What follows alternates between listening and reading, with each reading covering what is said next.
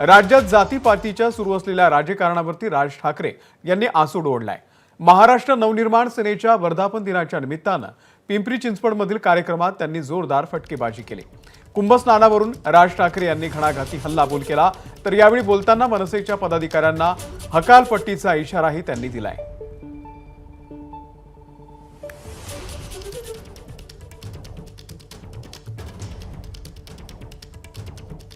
पक्षांना असंख्य आमच्या बाळा नांदगावकर इथे त्या ह्याच्यात घेऊन आले, काय ते छोट्याशा कमंडलू मधनं पाणी घेऊन आले। म्हटलं मी नाही पिणार।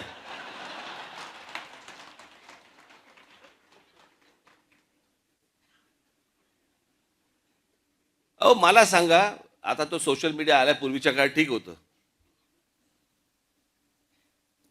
मी त्या सोशल मीडियावरती बघतोय माणसं तिथे आलेल्या बाया बिया घासतायत आणि बाळा नांदगावकर साहेब गंगेचं पाणी कोण पिईल ते पाणी?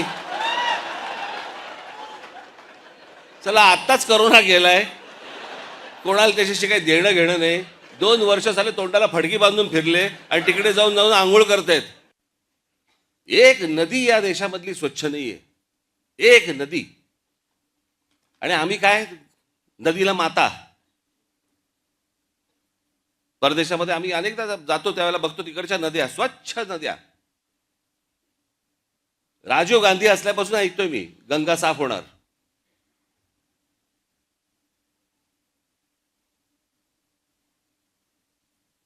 मग मध्ये राज कपूरांनी चित्रपट पण काढला, लोकांना वाटली झाली गंगा साफ, त्याच्यात वेगळीच गंगा।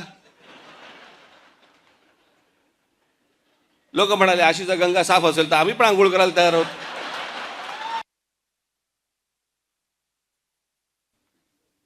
आपण जमलेले सर्व जण आणि माझ्या महाराष्ट्रामधल्या प्रत्येक माझ्या महाराष्ट्र सैनिकांना मी विनंती करतो की येत्या 30 तारखेला गुढीपाडव्याच्या दिवशी जल्लोषात गुलाल उधळत आपण सर्वांनी शिवतीर्थावरती यावं अशी मी आपल्या सर्वांना विनंती करतो।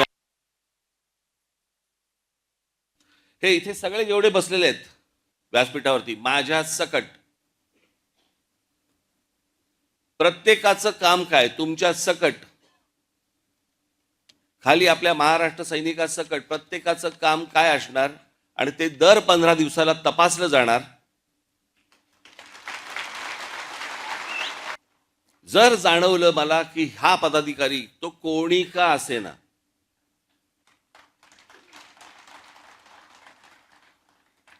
जर मला त्याच्यामध्ये काम चुकारपणा जर समजा दिसला, कळलं का, तर मी त्याला पदावरती ठेवणार नाही। एबीपी माझा, उघडा डोळे बघा नीट।